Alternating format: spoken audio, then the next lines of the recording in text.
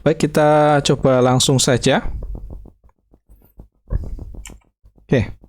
Nah, sebelum kita membicarakan tentang senyawa lignan, sebetulnya kita perlu mereview kembali tentang di mana sih posisi lignan di antara senyawa golongan yang lain. Jadi nanti kita bahas.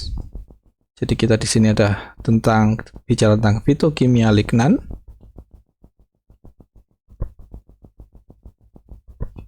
Nah, kita perlu mereview terlebih dahulu tentang biosintesis senyawa metabolis sekunder ya. Nah, di sini ada 4 jalur utama produksi metabolis sekunder, yaitu ada jalur sikimat, poliketida, asam amino, dan mevalonat. Secara umum dibagi 4. Jadi di sini ada 4 jalur utama.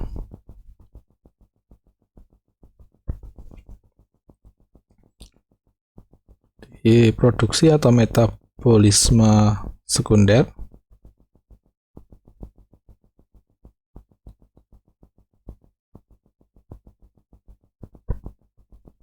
Yaitu yang pertama dari sikimat, dari asam sikimat, dari poliketida atau asetat, ada dari jalur asam amino, dan jalur mevalonat. Nah, dari jalur sikimat atau dari asam sikimat ini umumnya nanti di sini akan banyak dihasilkan senyawa aromatik, atau dia punya cincin ya, Kemudian juga di sini ada rantai C3, cincin C6, ini C3, C6, C3. Di antaranya di sini ada tanin, ada flavonoid, kemudian ada lignan yang akan kita bicarakan nanti, ada kumarin, dan fenilpropanoid.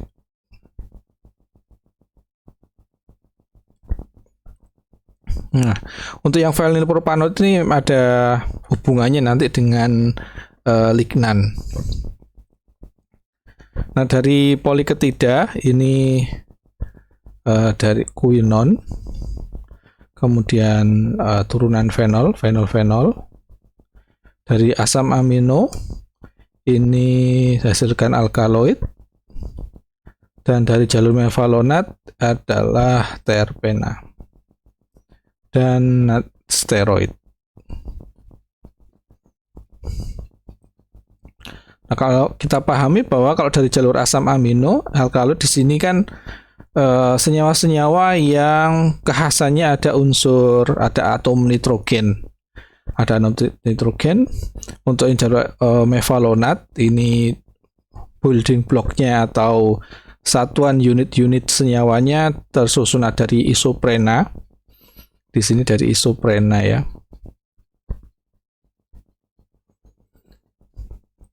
Nah, kalau dari senyawa aromatik ini umumnya ada cincin, rantai C3, yang kemudian variasinya ada tanin, flavonoid, lignan, kumarin, dan fenilpropanoid. Nah, untuk mempermudah biasanya ini bisa kita hafalkan sebagai SPAM. Itu ya. Nah, di sini kita penting untuk memahami biosintesis. Apa pentingnya? Jadi penting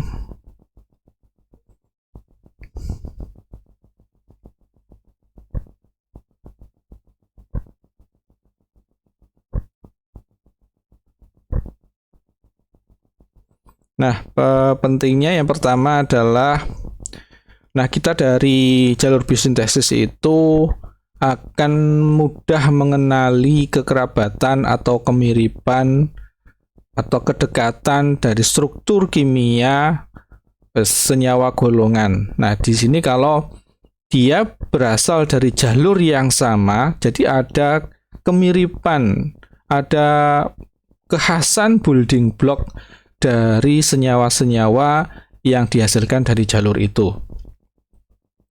Jadi, nah di sini berarti bahwa jalur biosintesis itu mempengaruhi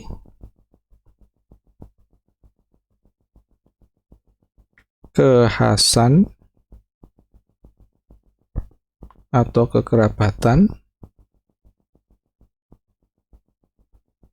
antar golongan senyawa.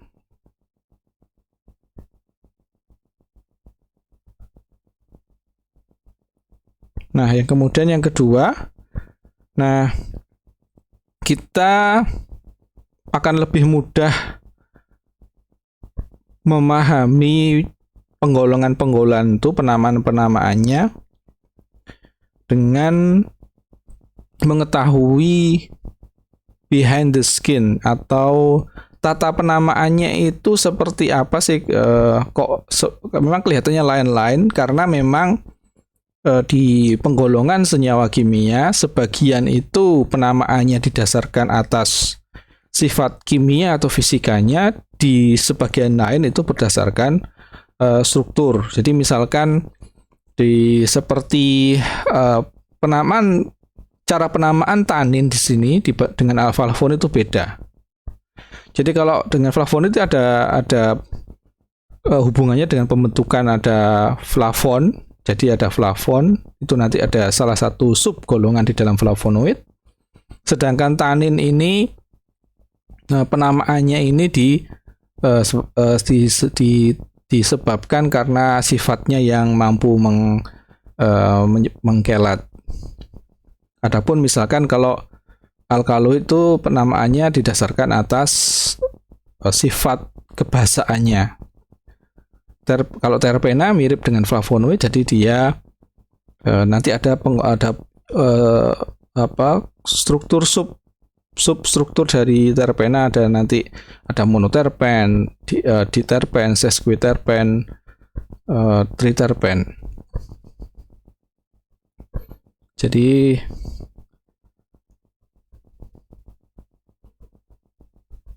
di sini tadi ada penamaan di golongan senyawa itu bisa dari sifat kimia atau fisikanya atau kekhasan struktur.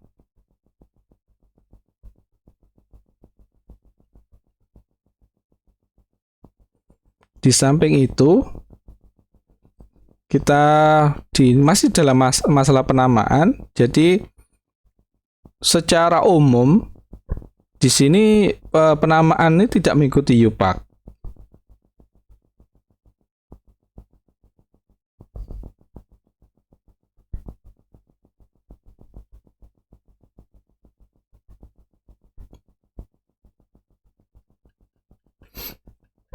Nah, manfaat dari menggunakan common name gitu ya.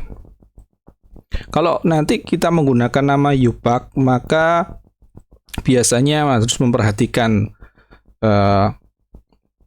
struktur utamanya, substituen, posisi, dan itu akan merumitkan penamaan atau pengenalan senyawa-senyawa, sehingga di fitokimia itu banyak lebih cenderung digunakan common name. Nah, oleh karena itu di situ kemudian ada tantangan, kita harus mengenali masing-masing dari senyawa atau senyawa golongan ini. Karena kita tidak bisa langsung menerjemahkan atau mentranslate dari namanya kemudian langsung menjadi struktur tanpa kita harus mengenali sebelumnya, sudah terbayangkan terlebih dahulu alkaloid itu seperti apa, tanin seperti apa, flavonoid seperti apa. Jadi itu hal-hal yang penting sehingga kita nanti akan lebih mudah lagi di dalam memahami fitokimia.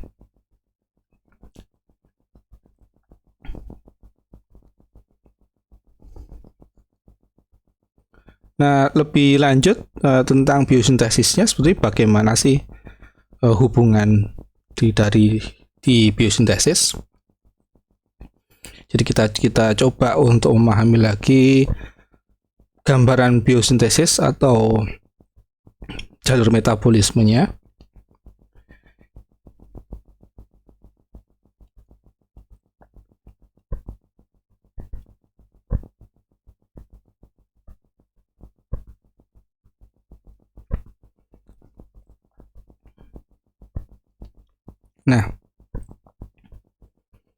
Nah, proses pembentukan senyawa itu kan dasarnya adalah atom karbon. Nah, karbon ini terutama diperoleh dari alam, dari karbon dioksida. Nah, perolehan karbon ini kan melalui proses fotosintesis. Jadi di sini kan terlibat ada klorofil, CO2 ditambah energi cahaya dari matahari. Kemudian melalui proses fotosintesis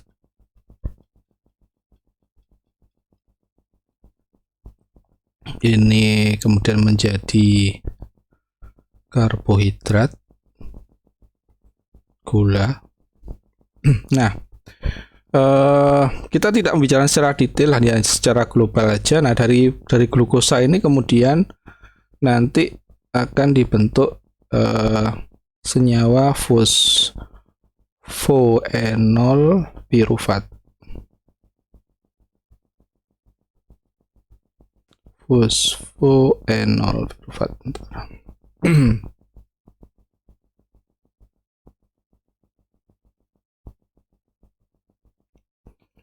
Dan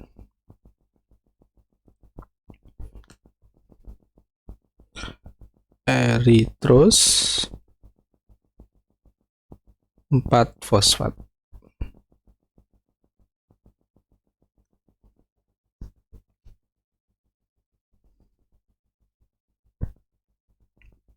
Terhapus. Kita ulangi lagi, ntar.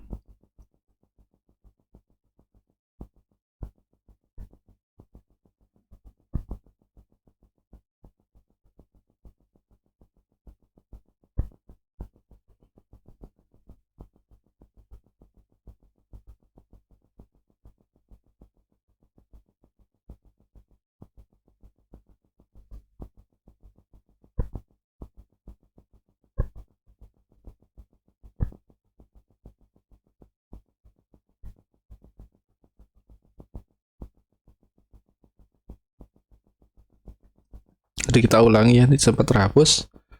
Jadi di sini adalah outline metabolisme sekunder.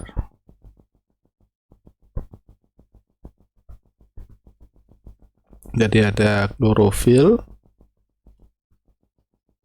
CO2, kemudian cahaya,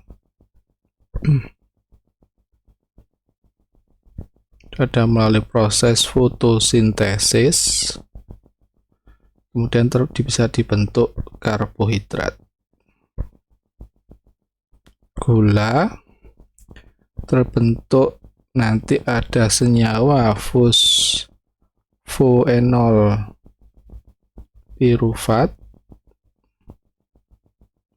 kemudian juga senyawa eritros 4-fosfat.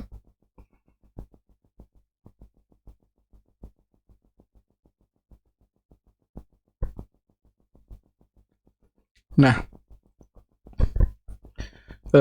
nanti dari jalur ini akan dibentuk senyawa pirufat dari piruvat nanti ini dibentuk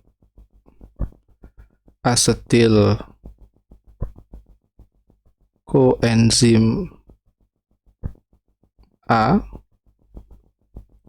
Nah, dari hasil koenzim A nanti ini akan masuk di jalur, akan melakukan pembentukan senyawa asam mevalonat. Dan di sini juga poliketida.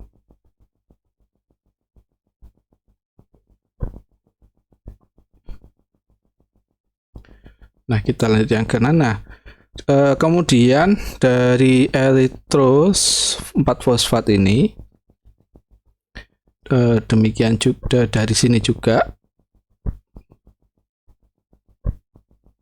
nanti dibentuk senyawa asam sikimat.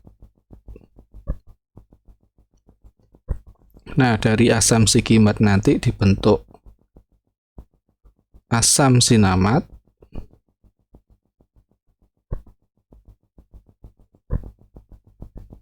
Nah, dari asam sinamat di sini akan terbentuk yang dinamakan dengan hydrolysable tanin.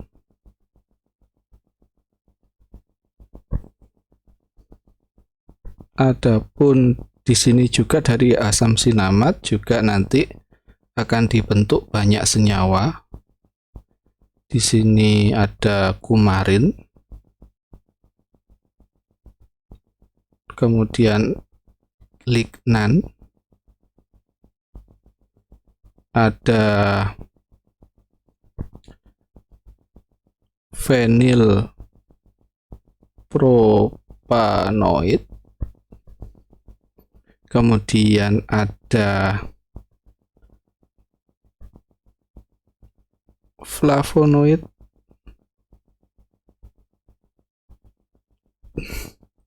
nah kita lanjut lagi. Dari hasil koenzim A nanti ini juga akan terbentuk asam trikarboksilat,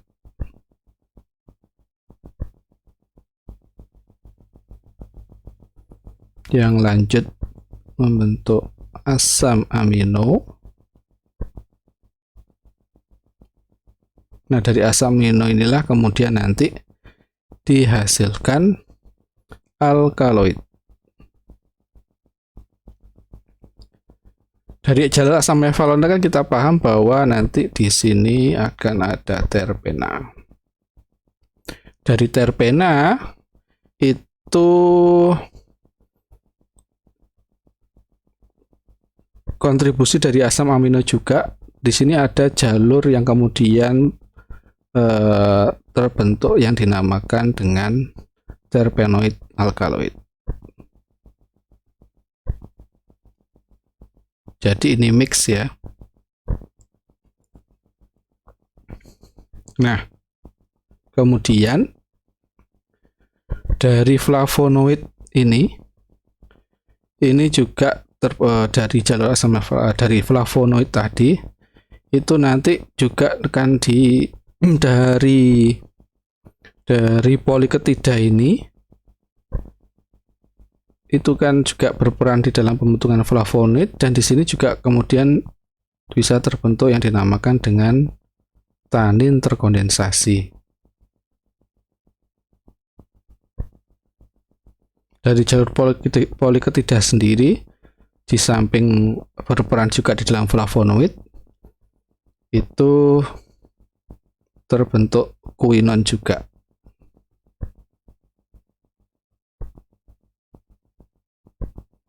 Dan tadi fenol-fenol ya.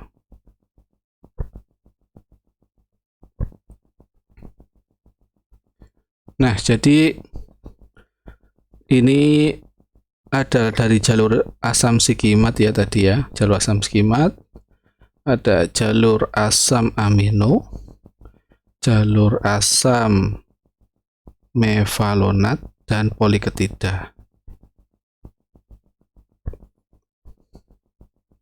Jadi ini kaitan hubungan. Jadi dari jalur asam sikimat ini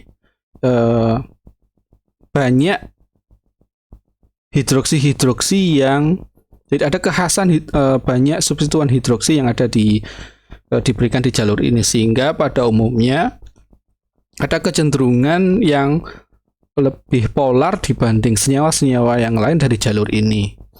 Jadi seringkali di jalur ini disebut dengan turunan fenol.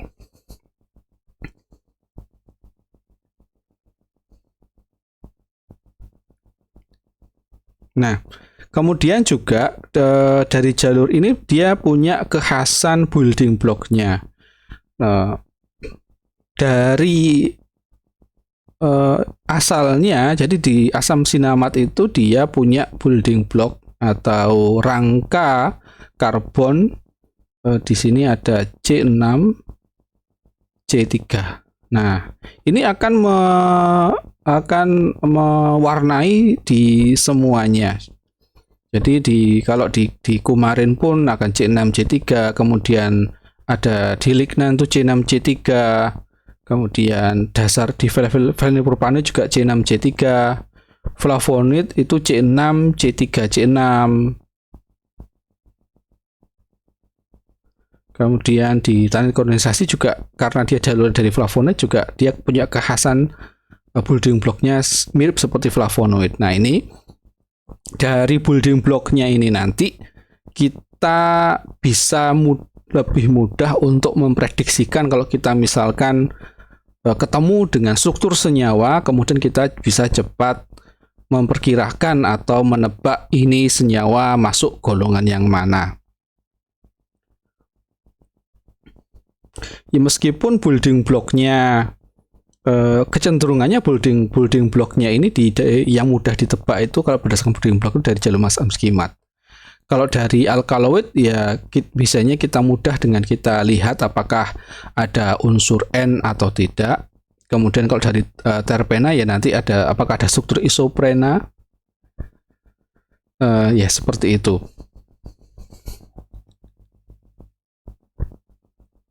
Nah, baik, kita lanjut sekarang ke lignan.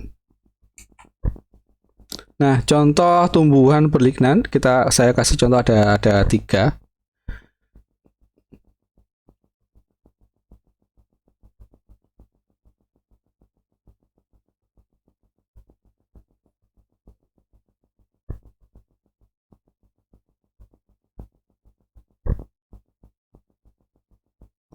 Yang pertama ini biasanya di buku teks terkenal. Jadi ada yang dia menghasilkan senyawa podofilotoksin yang dia sifatnya sitotoksik dan untuk anti tumor. Dia berasal dari tumbuhan Podophyllum peltatum.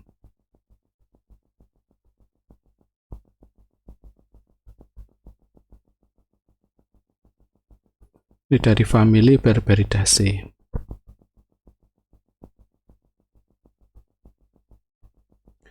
Kemudian 2 contoh ini dari yang ada di Indonesia. Yang pertama adalah Piper cubeba. Kalau dari Piper itu biasanya udah hafal ya, dia dari famili Piperaceae.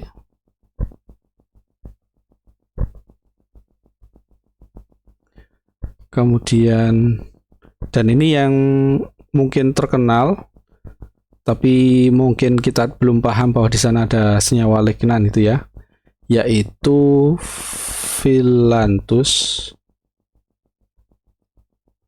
niruri dari famili Phyllantaceae.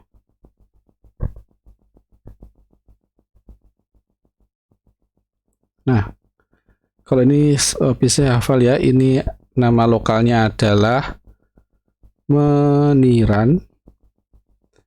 Kalau ini apa ini? Ini adalah kemukus.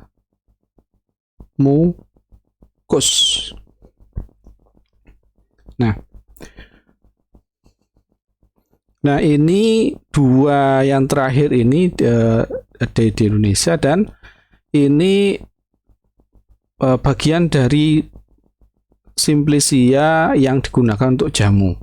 Jadi ini bisa untuk bahan jamu juga atau ingredient dari jamu. Nah, kalau yang dari kemukus yang bisa digunakan adalah buahnya. Jadi ada piper, cubeba, fructus. Untuk phyllanthus yang dipakai herba dan atau foliumnya.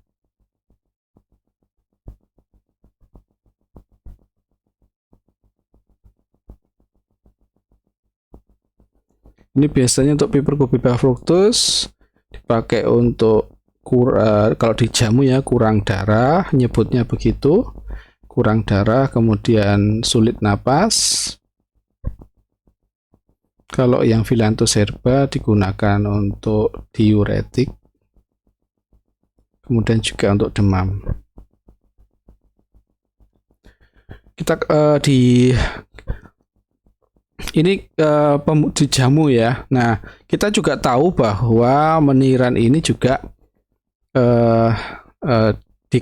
umumnya masyarakat mengenal sebagai bahan utama, yaitu fitofarmaka yang berefek untuk sebagai imunomodulator.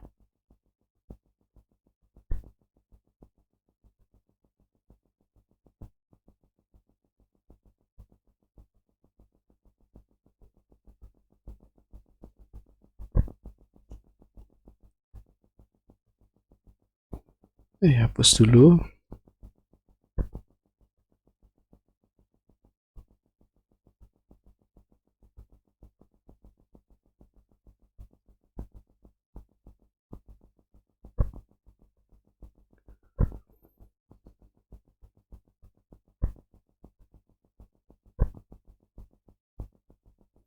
Yang produknya biasa kita kenal dengan Stemono. Nah, jadi ini contoh dari tumbuhan lignan. Kita langsung aja lanjut lagi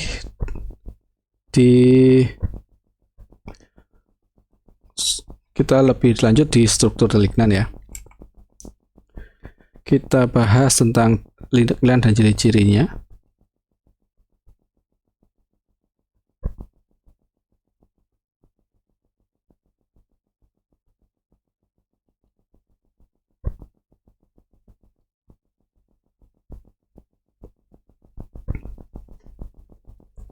Jadi satuan atau unit dari lignan. Jadi lignan itu adalah polimer atau gabungan senyawa yang terbentuk dari kopling atau gabungan dua unit fenilpropena.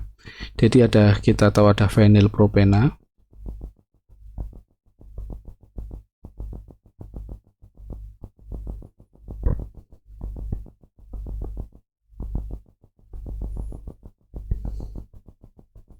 Ini ada posisi 1, 2, 3, 4, 5, 6. Bisa 7 fenilpropena ya.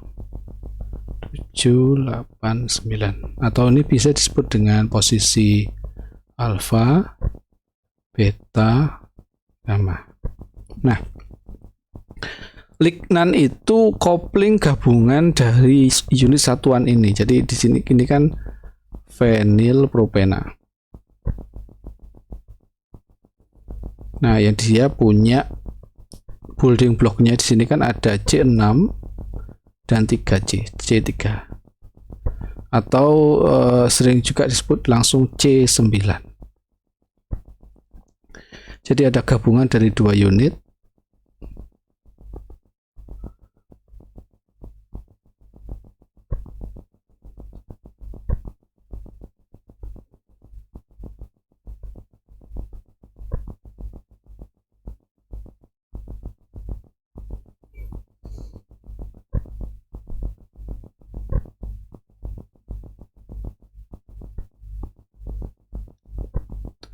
Ini 1, 2, 3, 4, 5, 6.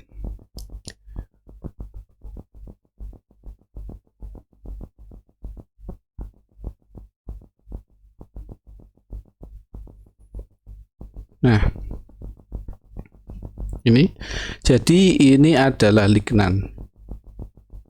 Jadi lignan itu adalah kopling dari 2 unit fenilpropena.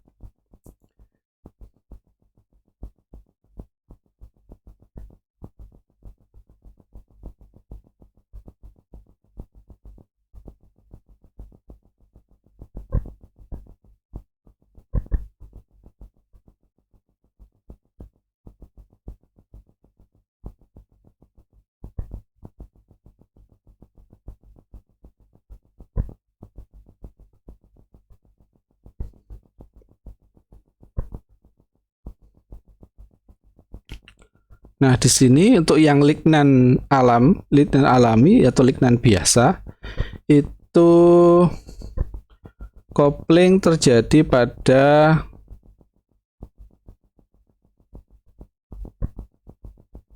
rantai alifatiknya atau pada ikatan posisi beta-beta atau posisi di 88 ya. Ini kan 7, 8, 9.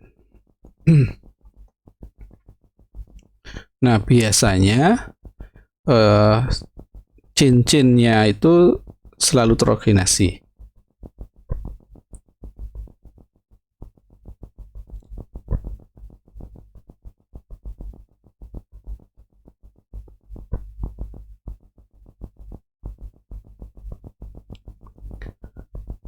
Nah, dari strukturnya itu lignan itu biasanya memiliki satu atau lebih atom karbon asimetrik.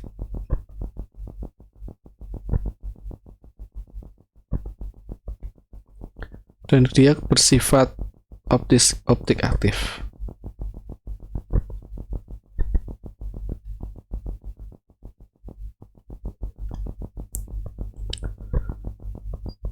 Senyawa ini berupa zat padat ya.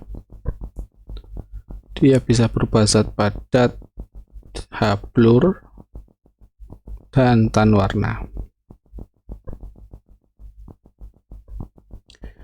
Lignan itu kadang dijumpai dalam bentuk glikosida, jadi dia terikat dengan gula.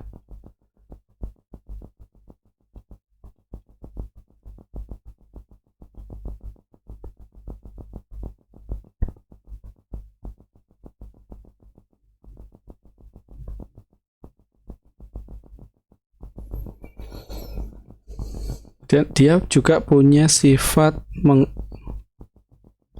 meredam UV, terutama di 254 ya. Jadi ini adalah sifat-sifat dari lignan. Kemudian di mana sajakah dia bisa tersebar, dari persebaran dan bagaimana bioaktivitasnya, persebaran dan bioaktivitas lignan.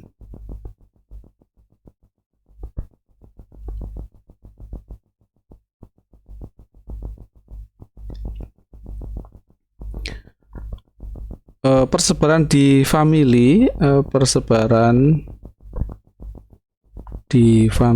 di famili tumbuhan ya. Dia tersebar cukup banyak, jadi di Asteraceae, di Berberidaceae, ada di Piperaceae, ada di Magnoliaceae. Ini ya, Podophyllum tuh dari famili ini. Kemudian ada Phytolaccaceae.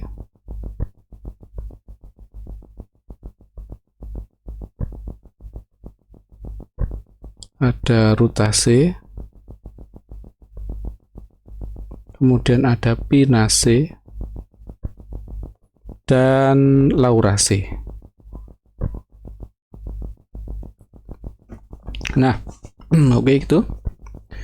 Nah, ini persebaran di familinya. Adapun lokasi lignan di bagian tumbuhannya, di tumbuhan, di manakah dia di dalam tumbuhan? Di bagian tumbuhan.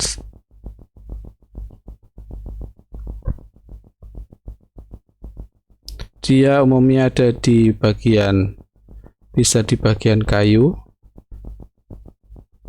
bisa di daun, atau di eksudatnya, di damar. Nah, oke, sebelum kita lanjut tentang bioaktivitas, setelah ini kita perlu akan ada penjelasan mengenai pengelompokan lignan itu apa. Nah, di samping lignan alami atau lignan biasa atau simple lignan, itu nanti juga ada variasi atau turunan dari atau yang senyawanya mirip dengan lignan yang dinamakan dengan neolignan, norlignan, dilignan atau hybrid lignan. Nah, khususnya lignan itu dikenali awalnya banyak diketahui ada di sini, di Asteraceae, kemudian Pinaceae dan Rutaceae. Jadi terutama lignan itu banyak diketahui banyak di sini.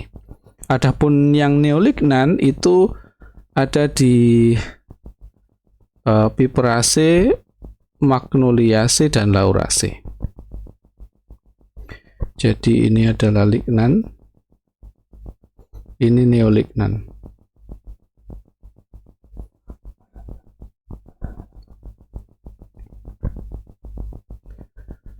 Adapun bioaktivitas,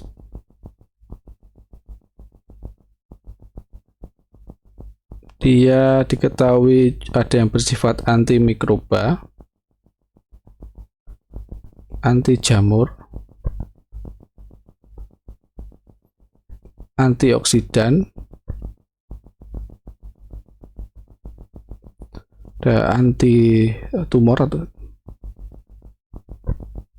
Ini yang awalnya lignan terkenal ada dari Photophyllotoxin dan anti viral.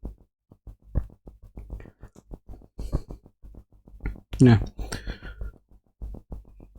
tadi dari kita mengetahui persebaran famili, maka di sini kita bisa mengambil informasi kemungkinan kalau misalnya di tumbuhan yang berasal dari famili-famili ini ada kemungkinan di sana terdapat senyawa lignan.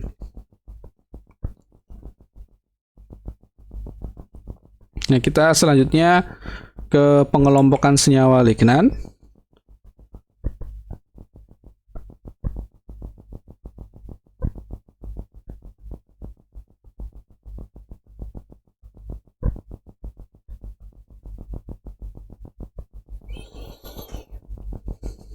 Jadi ada 5 ya.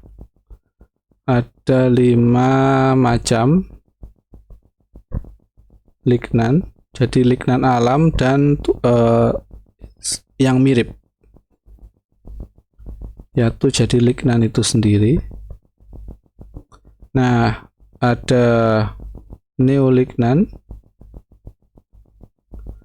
kemudian ada norlignan, ada dilignan, dan lignan hybrid.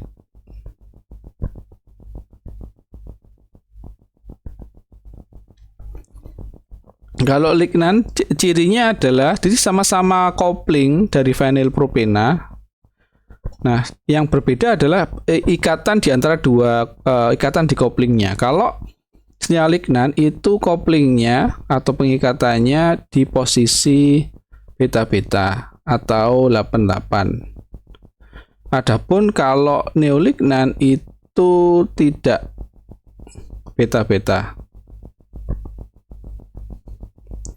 Kalau norlignan cirinya adalah dia rantai alifatiknya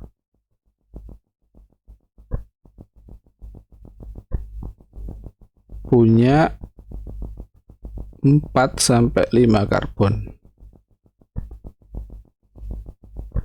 Kalau di lignan itu lignan yang terbentuk dari 4 satuan C9 tadi, C6C3 atau vinyl propenanya tadi. Nah, kalau lignan hybrid itu sebagaimana misalnya tadi ada contoh terpenoid alkaloid, jadi dia mix, jadi dia gabung dengan golongan yang lain. Jadi dia yang mix secara biosintesis.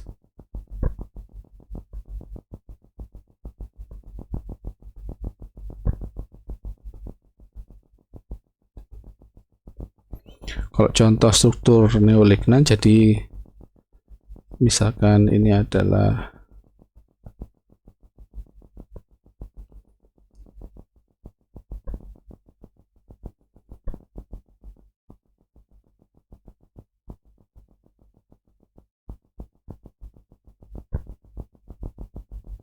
nah ini bukan pada posisi beta-beta, tapi misalkan dari siklik ke siklik atau dari siklik ke alifatik juga bisa.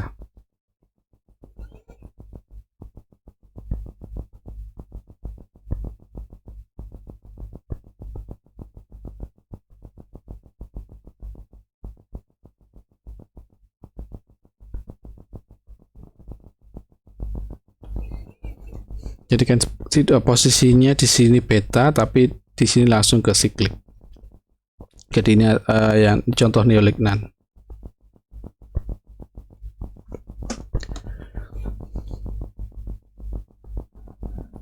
Nah, langsung aja kita ke bagaimana cara ekstraksinya.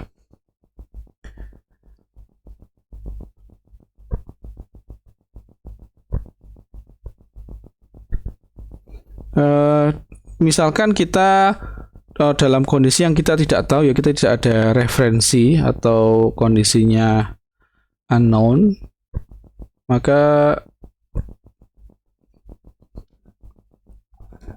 kita bisa melakukan ekstraksi yang semi pemurnian atau semi pemisahan. Jadi kita bisa melakukan, misalkan contohkan di sini dari tumbuhannya itu misalkan kita lakukan maserasi. Nah, maserasi dengan misalkan dengan metanol. Ini biasanya gunakan untuk metanol karena kecenderungannya adalah metanol itu lebih mampu menarik banyak golongan senyawa. Nah, dari proses maserasi misalkan bisa 5-10 hari, kita dapatkan nanti setelah dievaporasi kita dapatkan ekstrak metanol. Nah, dari ekstrak metanolnya ini kemudian nanti bisa dipartisi cair-cair. Jadi misalkan nanti ada yang dipartisi dengan heksana, ada yang dipartisi dengan diklorometana, DCM, bisa dengan etil asetat, atau juga dengan butanol. Nah, dari jalur heksana ini nanti jadi kita dapatkan ekstrak heksana. Di sini ada ekstrak DCM. Kalau di sini ada ekstrak etil asetat. Di sini ada ekstrak butanol. Nah, kalau yang dari ekstrak heksana ini kemungkinan dia mengandung steroid jika memang ada, atau terpena. Nah, dari jalur DCM itulah yang kemungkinan kalau memang mengandung alkaloid, mengandung lignan, dia di sini ada lignan, termasuk juga flavonoid, bisa sesquiterpen lakton, bisa triterpen atau kumarin. Kalau dari etil asetat kemungkinan di sini bisa flavonoid juga, tanin atau fenolik secara umum. Kalau dari ekstrak butanol bisa ini adalah flavonoid, terutama yang terglikosilasi, tanin dan saponin juga. Nah, jadi kalau kita ingin mendapatkan lignan bisa menggunakan metode seperti ini. Nah, setelah kita dapat ekstrak, bagaimana untuk memastikan apakah senyawa yang senyawa itu adalah senyawa lignan atau bukan? Maka kita bisa menggunakan screening atau deteksi atau identifikasi dengan secara KLT.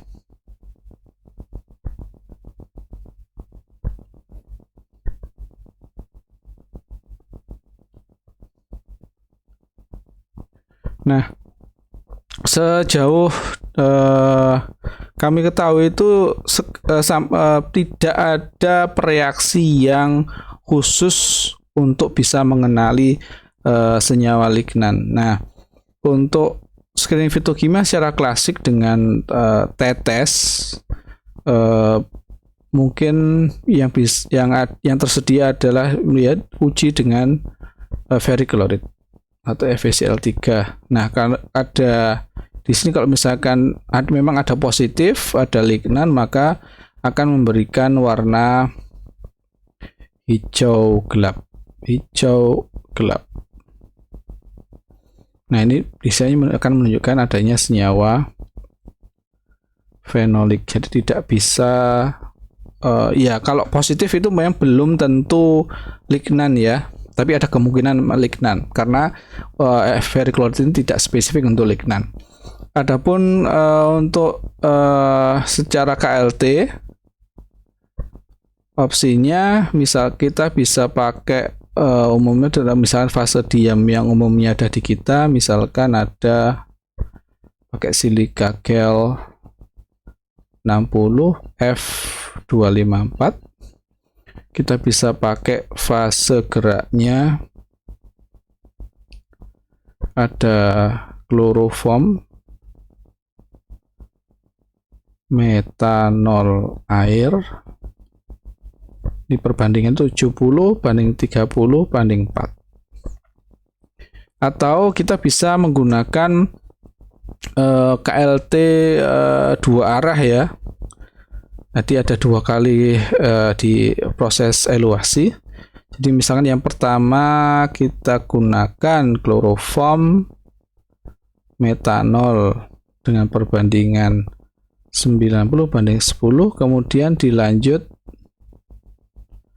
dengan toluen aseton, bandingannya 65-35, jadi langsung dilanjut ya. Kemudian alternatif yang lain fase geraknya bisa toluen etilastat.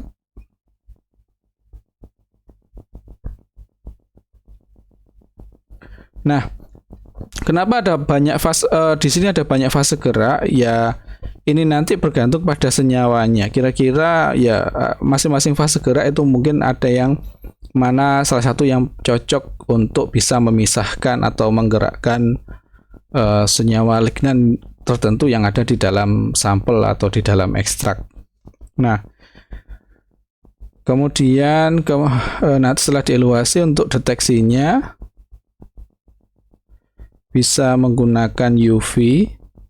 Di sini ada UV, bisa UV di 254 atau UV 365. Ya, untuk yang 364 ini nanti kalau dia positif akan ada peredaman yang kuat atau menonjol.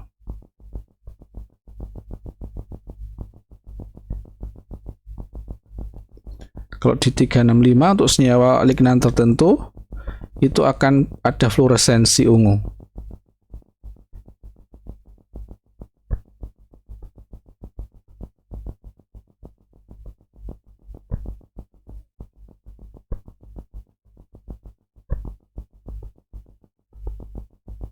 Berfluoresensi biru maksud saya.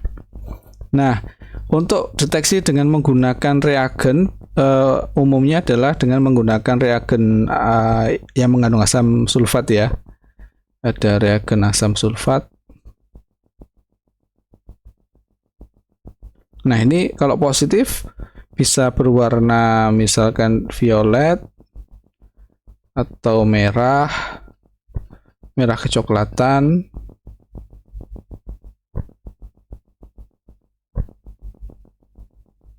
abu-abu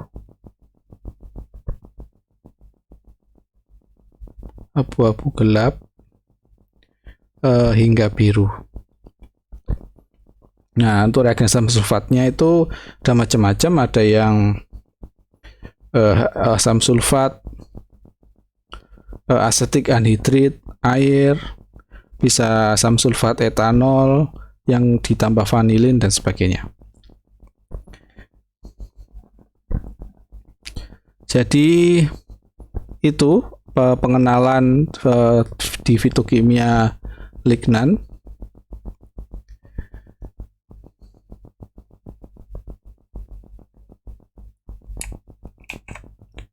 Jadi terima kasih atas perhatiannya. Mohon maaf apabila ada yang kurang berkenan.